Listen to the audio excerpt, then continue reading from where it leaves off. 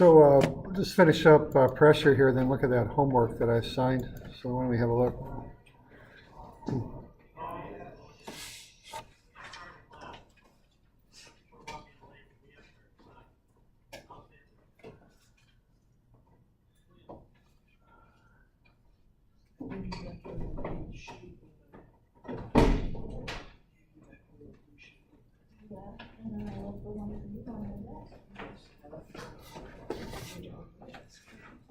All right, on this one here, yeah, we went over this, but what you're doing with this pressure gauge here, this bubbler gauge they call it, you're measuring what I call the back pressure on that little tube that's pushing the air out.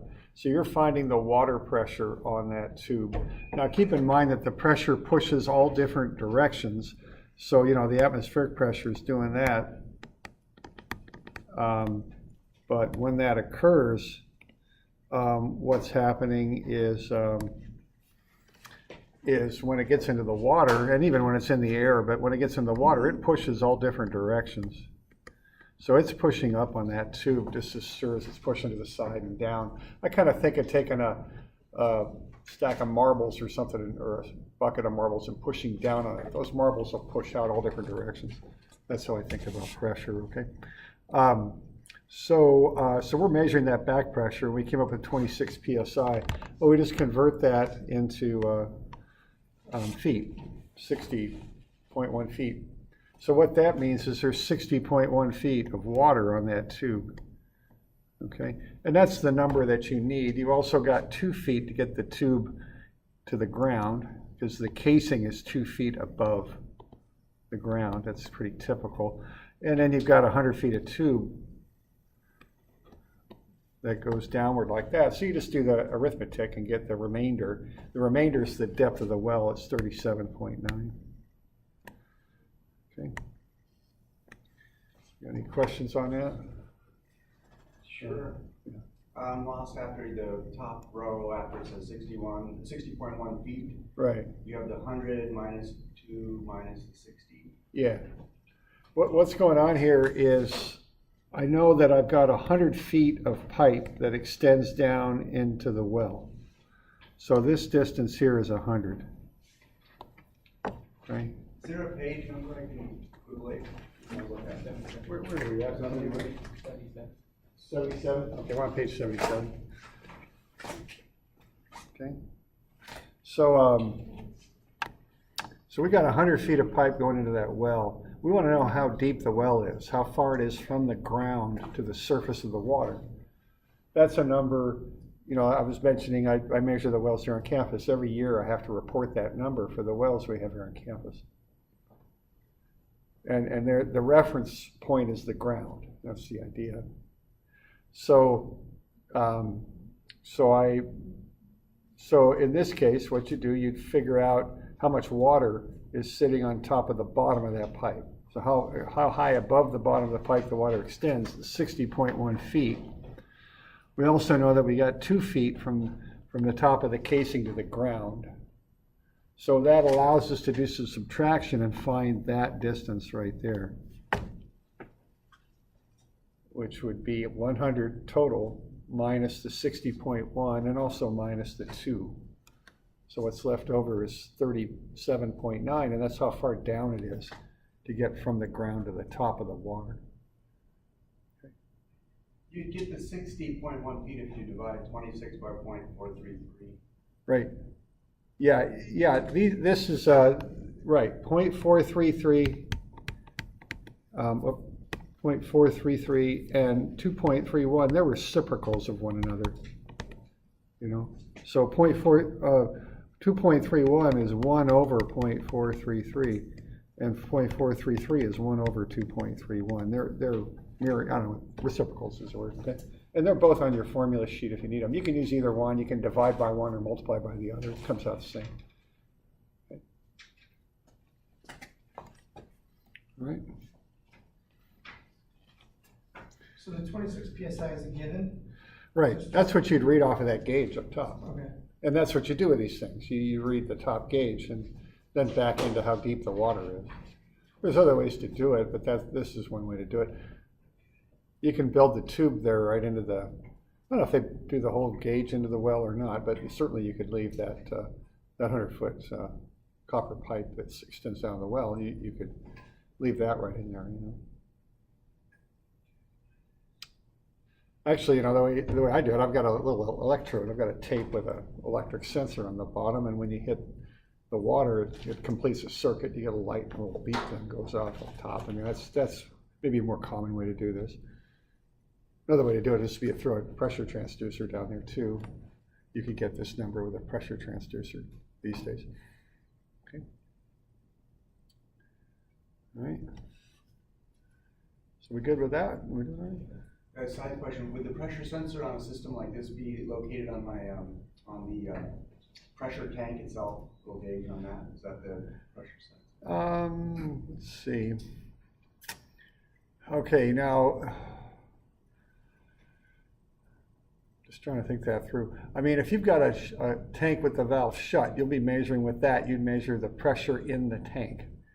We want to be sure that we're getting the pressure of the water back on that, and that could get a little bit tricky. I think with this air supply, it's more like a pump that's pumping the air in somehow. And I'm not sure how the hydraulics on this work, but if you had like I think you're talking like a compressed air tank or something like that, or yeah, I don't think you could just use that gauge to get the back pressure. I think that's more the pressure in the tank. Okay.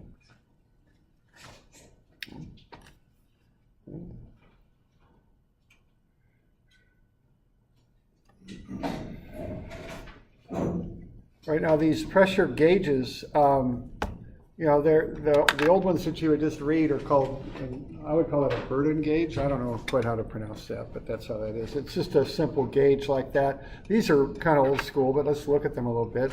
What you got in there is you've got a copper, kind of a,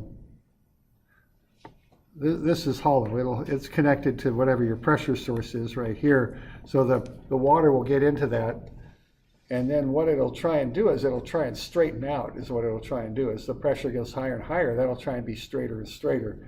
And when that occurs, it starts moving linkages here that connect it to the needle. That's how these Burden gauges work. Okay, the linkages are back in here. They're hard to see. And then as those linkages move, you know, they move the needle, and the needle will just point to different pressures. Okay. Now, if you're using a gauge like this, the one thing on a gauge is, and I don't know exactly what those numbers are, but if I'm using this gauge, I probably wouldn't use it much above 2 or 3, or excuse me, much below 2 or 3, and much above 12 or 13, because you want to use gauges in the middle of their scale. That's where they're most accurate. Okay, so be aware of that if you're using gauges. I mentioned this because it's on a homework problem. There's a mention of a Burden gauge. So, you know, what'll happen, the needle just rotates further and further as the pressure becomes higher and higher in that diaphragm there, or whatever you want to call it, okay?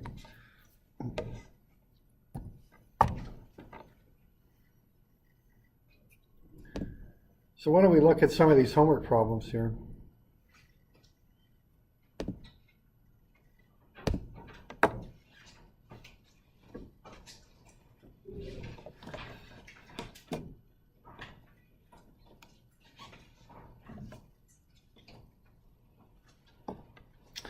All right, number 1 there. What these ones here are pretty much just an exercise in that height to pressure conversion. So the magic number to be using on this is 0.433 psi per foot of water. All right, and as I mentioned, don't get confused by the extra information. Keep it simple. All you're doing is you're just taking the depth times 0.433, and that's really about all there is to it. Okay, so don't make these any harder than what they need to be. So that first one is just 16 times the 0.433. The shape of the tank is irrelevant. It doesn't matter. The next one, you want the elevation difference between 385 and 210. What you're shown there are elevations above sea level.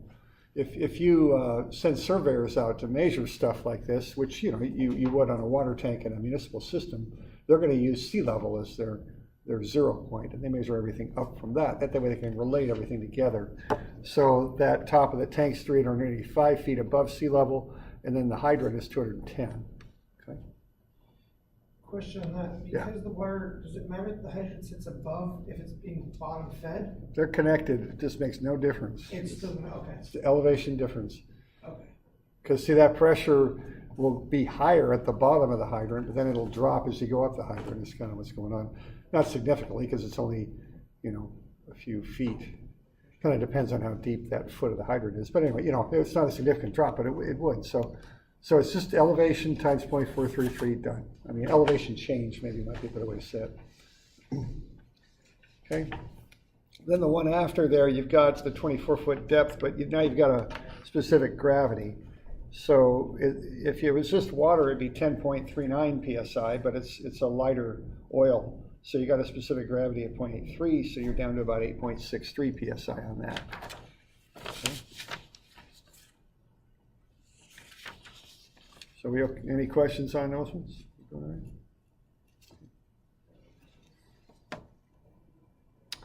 All right, this 7.4, that's just a piezometer there. Just again, it's that height to pressure relationship. That's all there is to it. And you've got different specific gravities there. Remember the specific gravity of mercury? That should be on your formula sheet. I'm sure it is. It's 13.6 is what it is. Okay. Yeah, I'm pretty sure I've got it on there somewhere.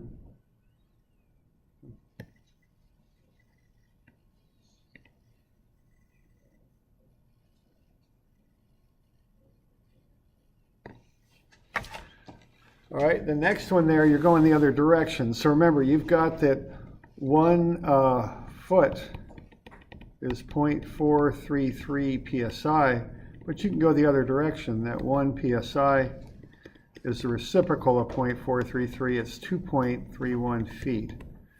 So what you've got there are pressure readings. So you just find the depths associated with, or the heights actually associated with each pressure. I guess depths would be the word, yeah. So 14 psi, what you've got there is a depth of 32.34 feet, and you just convert them both into feet and then find the difference. Okay. And that's the basis of some depth gauges are their pressure readings, and then they're just converted into depths. Is how that goes. Okay.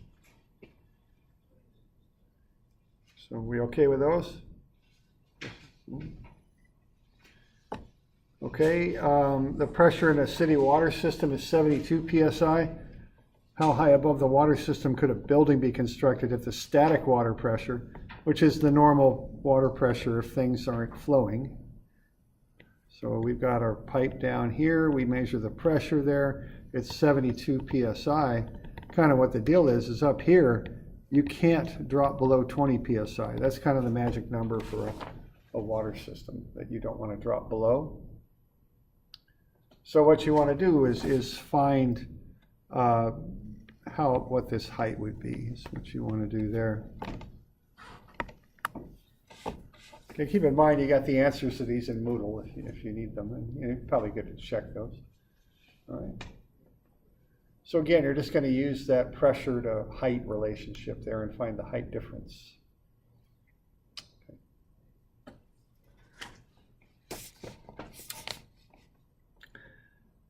Okay, that next one there is same idea. You've got the total depth.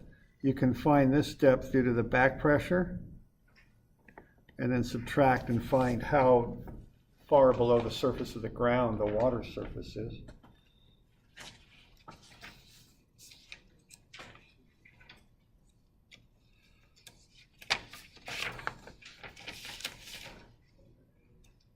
It's 137, I think, is what it comes out to be.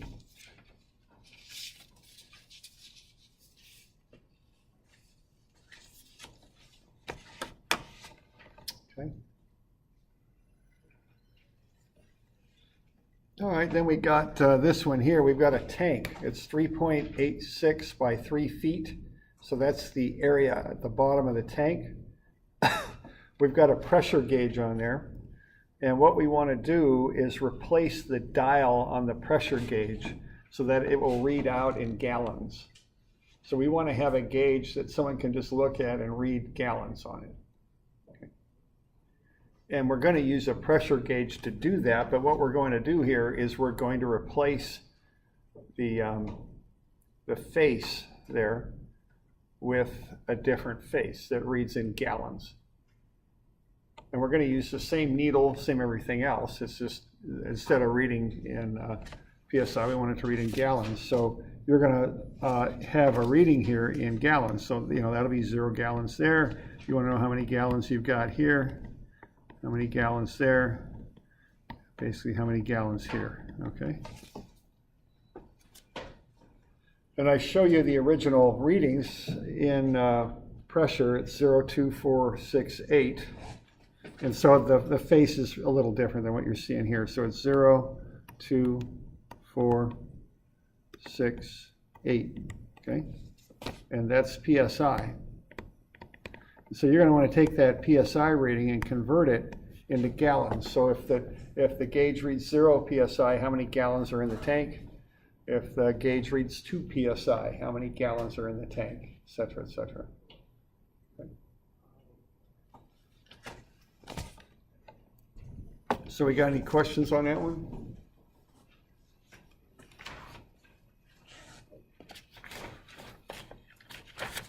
Just to reiterate, the tank is only so big, and so you put a few gallons in, that'll give us a height. There it is. There you go, yeah, right. There's a definitely relationship there, yeah. You got to work through volume and height and do the conversions and that sort of thing. Yeah, you should be able to get to that. And just as a hint, that the answers should come out pretty even. There might be a little rounding error floating around in there, but they come out pretty even, okay?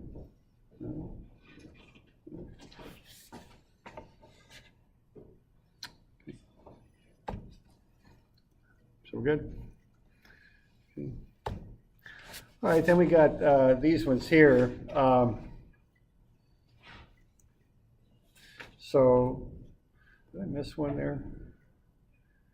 I did. No, that is okay. All right. So this is one of those pressure problems.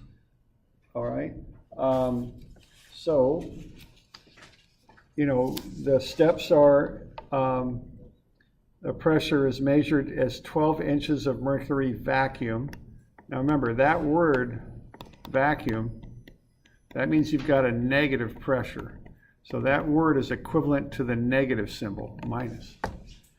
Okay, so we got 12 inches of mercury vacuum. Here's the 0 point. The total is 30, so you're a little bit less than halfway down. You don't need to be exact on these charts, but you want to measure down. Okay, so start at 0 and measure from there. Then what you can do is you can draw in a line that will represent that position on the graph. And what that line does is it cuts across all the different units. So now you could kind of figure out what your different values are. Okay. And then what you got going on there, you got 12 inches of mercury. The total is 30. So where you are, you're at 40% of the way down, okay? Which in a decimal form is 0.40. That's how far down you are from the top. So if you want to find out, let's say, how many feet of water vacuum that would be, what you do, you come over here and go, okay, water vacuum is 34 feet total. And I'm 0.4 of that because I'm starting at 0 and measuring my way down. So 0.4 times 34, I think it's 13.6 feet of water vacuum. Okay. But now there's other ways to do this. Did I screw? I didn't screw that up, did I? No, I'm good. Okay, yeah, I'm good. All right. Now, if you're coming the other way on this, if you want like the pressure in PSIA, that's right there. That's on the other side of the line. So now instead of 40%, you've got 60%. Okay? 40 would be the top half, so the bottom half would be 1 minus 0.4, would be 0.6, 60%. And then you can take that times 14.7 PSIA.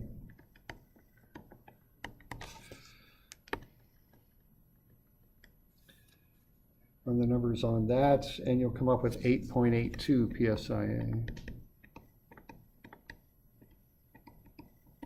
Okay. So that's kind of you want to first figure out what unit you're given the information in, start at 0, and measure on the scale. Remember, you always start at 0, you always reference to 0. So in this case, 12 inches of mercury vacuum, the vacuum meant down, start at 0, go down 12 inches, divide that by 30, you're 40% of the way down, which means on the other side, you're 60%. And then you can use those percentages to multiply by the different units to get what you want, right?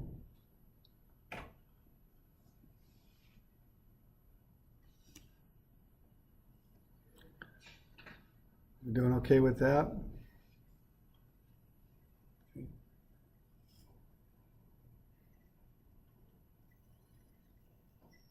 Similar problem for 710. I just didn't give you the graph, but you can make your own. You know, you've got it on the formula sheet. It's right there, okay? So I just wanted you to get used to pulling one off the formula sheet or whatever. It's the same kind of problem. I just didn't put the graph right on it this time. Okay. So we good with those?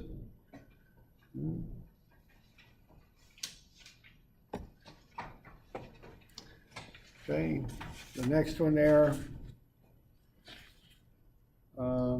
Any questions on this one?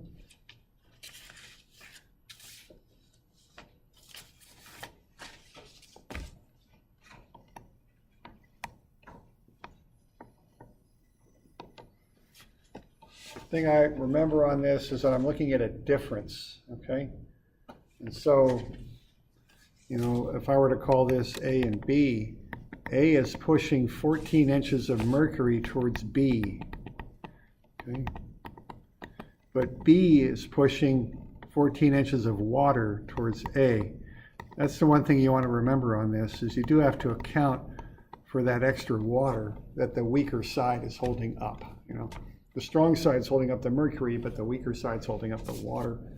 So this comes out to be 1.167 feet. Use that, that's the unit you want. So you want to get the pressure on account of 1.167 feet of mercury. That's what A is doing. And then B is 1.167 feet of water. So you want to get the difference between those two. And that's the pressure difference there.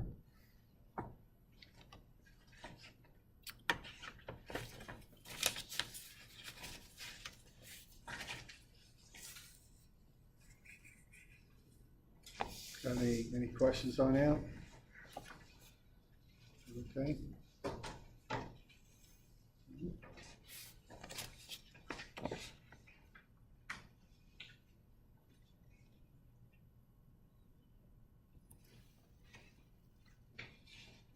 Okay. All right, so that's just some stuff on that.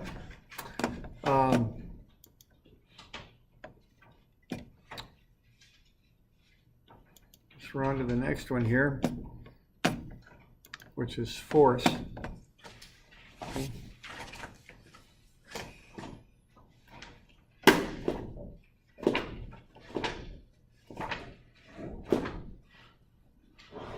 Page 78. Okay.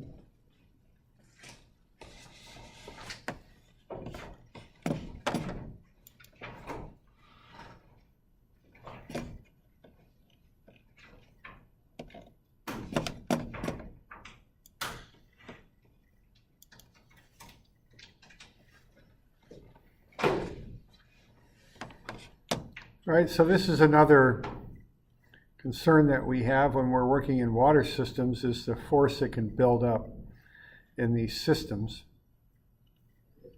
So here's a good example there.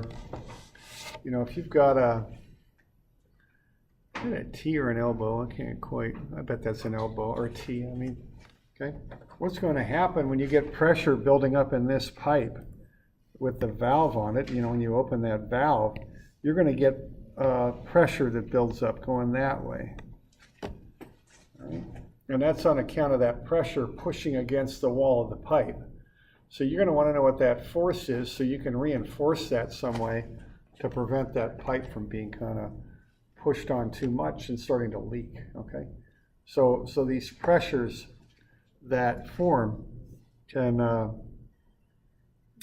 create forces that we want to know, that we want to be able to analyze so we can deal with them, okay? All right, we'll start with kind of a basic type of force and then we'll kind of work out from there. So I'm on page 78. All right, now the most basic kind of force is just the force of a water tank, let's say, acting down. And what that is in this case is it's the weight, okay? So the weight in the tank would equal the force that it exerts on the bottom of the tank there, okay? So there's different ways we could do that. Let's say we've got a tank that's 40 feet deep and 30 feet in diameter, and we fill it with water. Let's figure out how much force is being exerted on that footing on the bottom of the tank there, okay? So you'd want to get the radius. And that would be half of the 30. So that would be 15 feet. And then you can find the area. You just take pi times 15 feet squared, and that would get you the area. And that's 707 square feet, okay?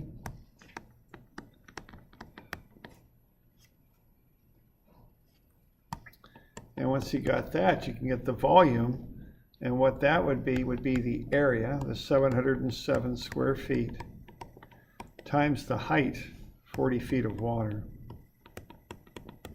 Okay. And what you get out of that is the volume. And we all might round a little differently. It just depends. I carried the numbers through my calculator, I think, and I got 28,274.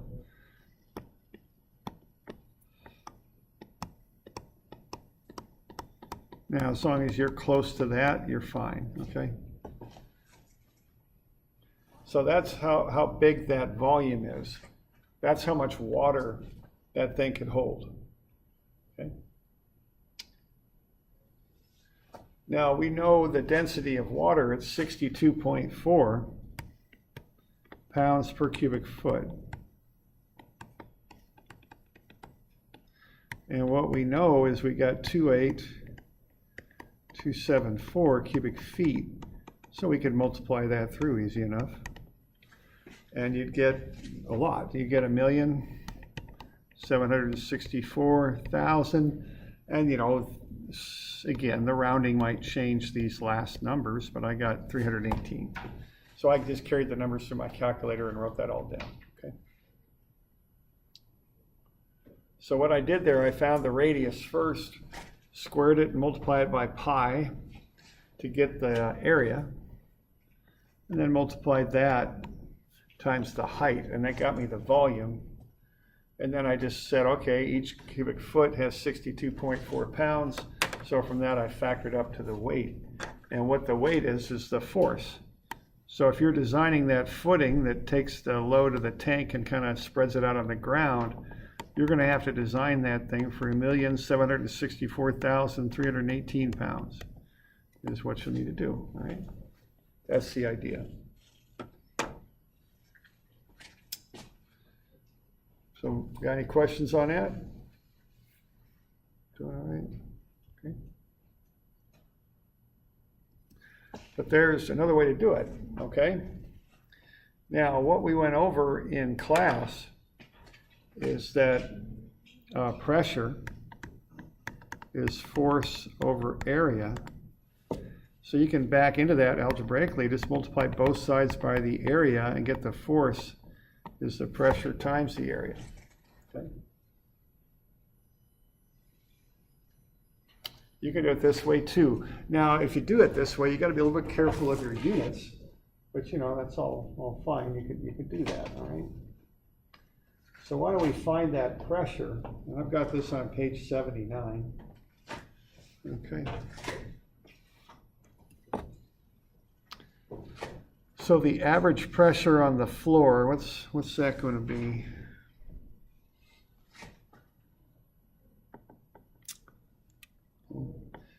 And whenever I see that, when I need to find a pressure, you know, I just remember, just keep it simple. Depth times the conversion factor. So we got 40 feet.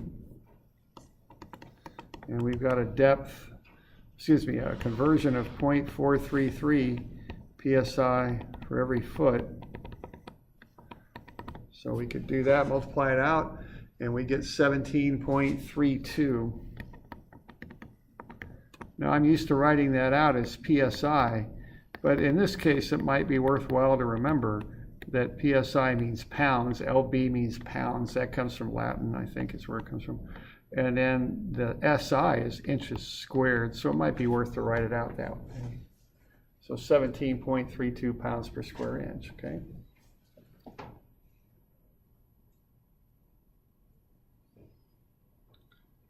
So we doing all right with that? Okay.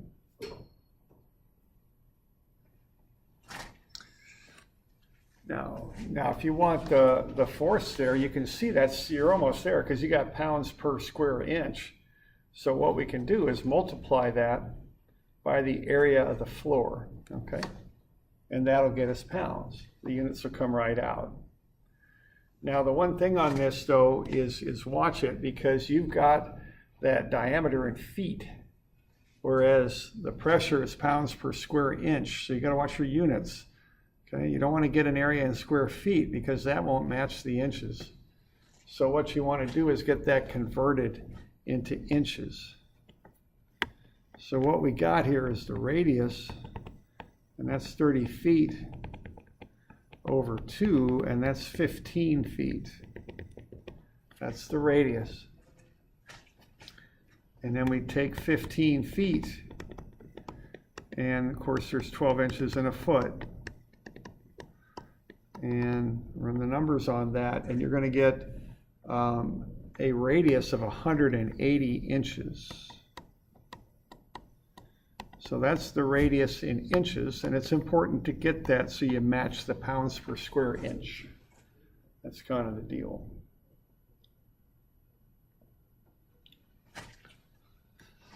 So you don't just take the 707, the radius we had before was 706.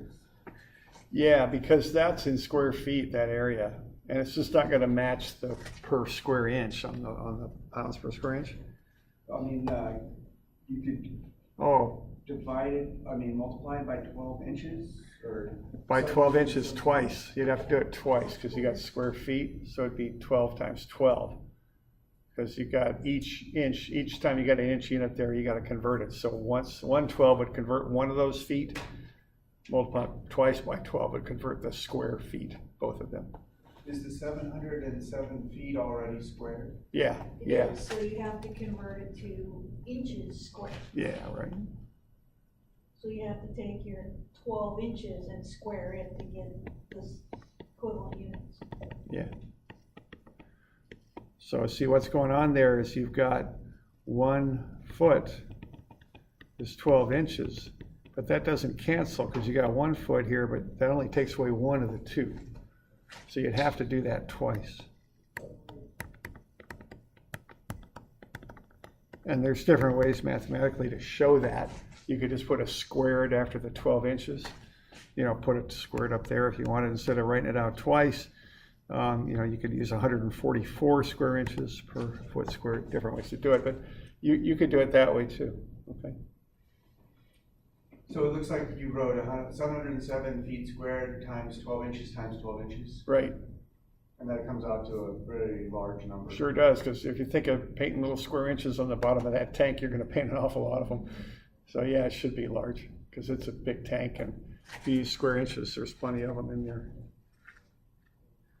Okay. you know, that's one thing, I always kind of come back to units when I'm doing stuff, especially if I'm going into places that I'm not entirely sure about. I mean, I used to tutor physics in a math lab, and I didn't really know much about physics, but I knew units had to work out, and that was half the battle on setting stuff up, just getting the units to work. Okay. So, yeah, and we're kind of off track here a little bit, but that's fine. You know, if we do it this way,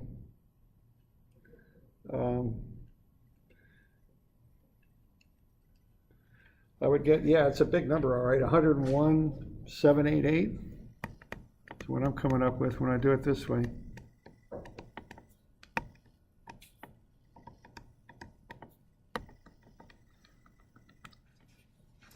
Now, notice we're just working off of some work that we already did, okay?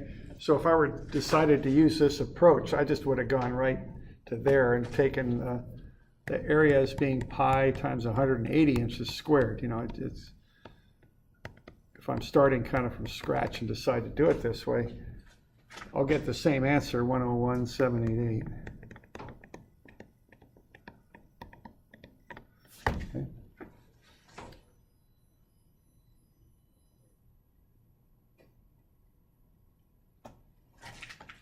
Okay.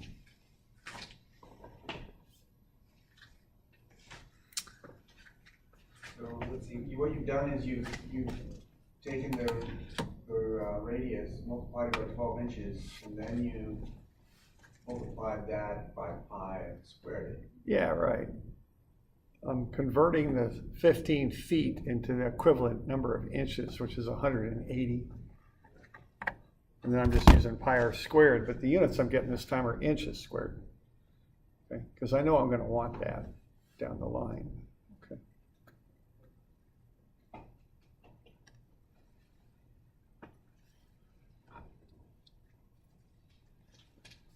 All right.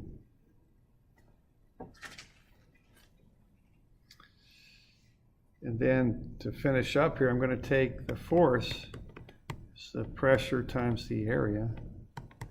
Pressure 17.32 pounds per inch squared. And I've got quite a few square inches, 101,788. And I can multiply that out. And again, you might get a little different answer than I do on account of rounding, but when I did this, I got 1,762,961 pounds. Okay. And that's a little different than what I got before. But whenever I'm doing this stuff, I always kind of look at it in what I hope is a realistic way.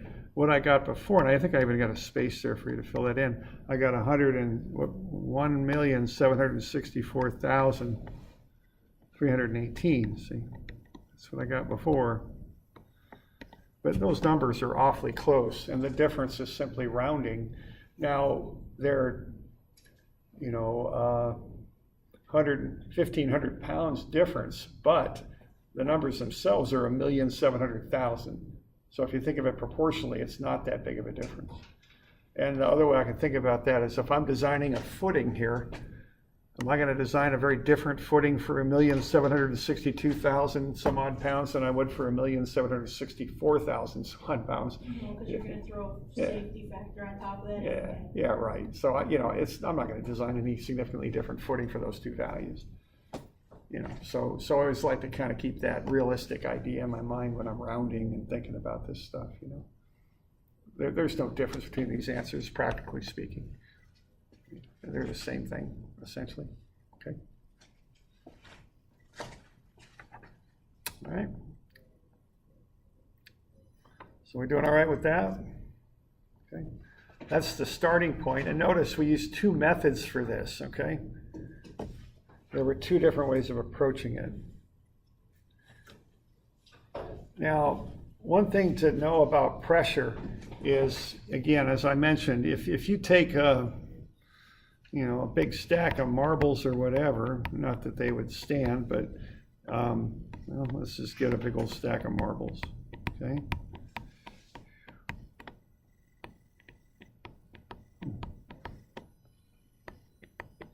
and you push down on it, even though you're pushing down, the marbles will kick out to the side, okay?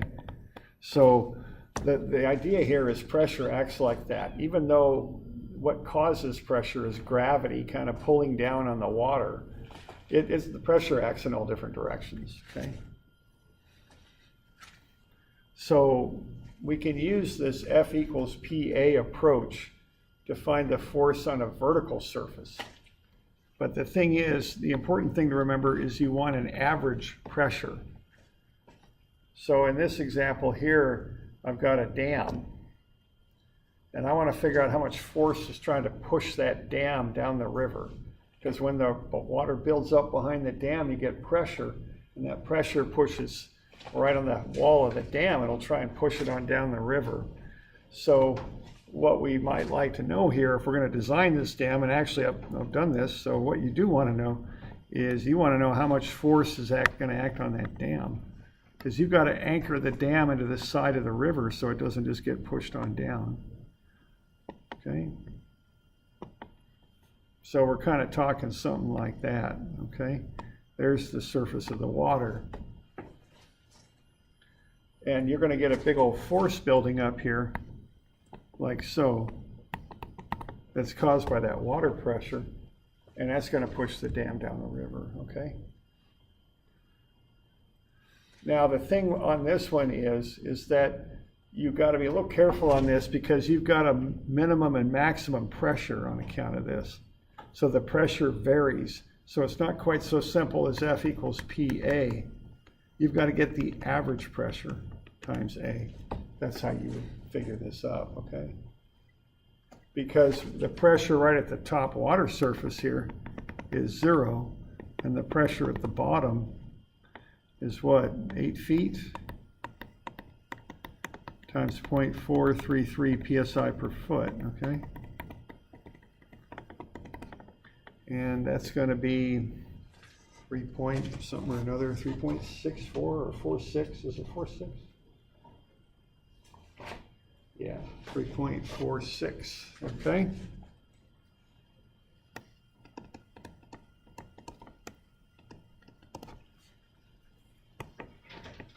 So the average pressure will be 0 plus 3.464 over 2, so 1.732 psi, okay?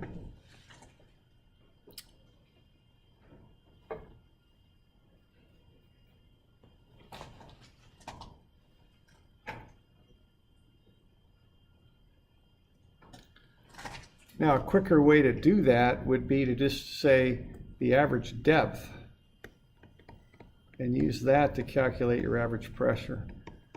So the average depth is 4 feet. So the average pressure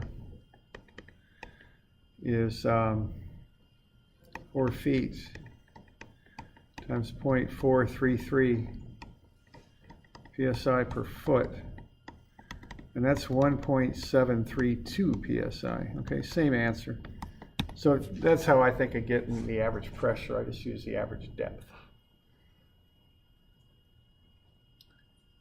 So that whole dam then has an average pressure on it of 1.732 psi.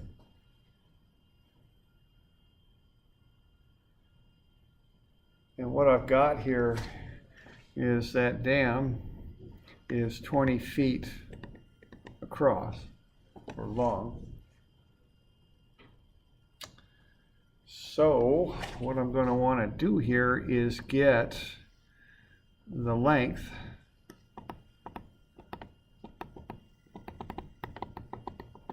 and I want to get that in inches again.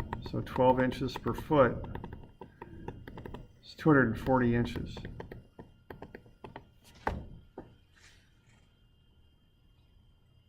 After 20 feet, what does it say there? 12 inches per foot. There we go. And then the number is 240. 240, yeah, inches. And how do you get the average depth? I got 0 feet at the top because, you know, the water extends up to the the top of the water is contained by the dam, and I'm going 8 feet deep. So what I'm doing there, I'm just going 0 plus 8 over 2, basically. That equals 4. And that, I'm doing it, that can get a little bit trickier depending on how you're set up, but on that one, it's just 0 plus 8 over 2. Okay. Now, which number would I use for the height? Would it be 10 or 8? If I want the force on the dam. 8. Yeah, right, it's 8, because even though, that dam could extend up 20 feet, 30, whatever, what matters is the water, okay, and how it pushes on it. So the height would be 8 feet times 12 inches per foot. The important thing here is you get into inches, and that would be 96 inches.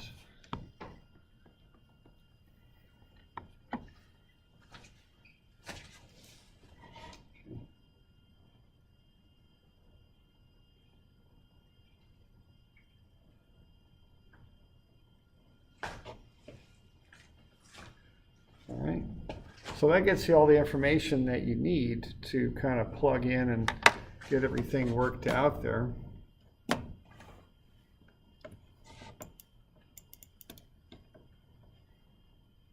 So what you would end up doing, I think my program here is crashing, but what you would do then would be to find the area and multiply it by the pressure.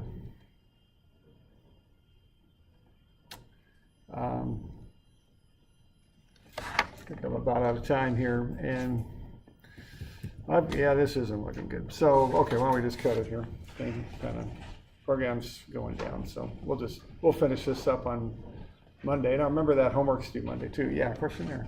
Would you convert it to feet before you would do that last force on the dam, or would you keep it in inches? I would keep it in inches because I've got PSI for the pressure, pounds per square inch, so I want the area of the dam in inches too, square inches.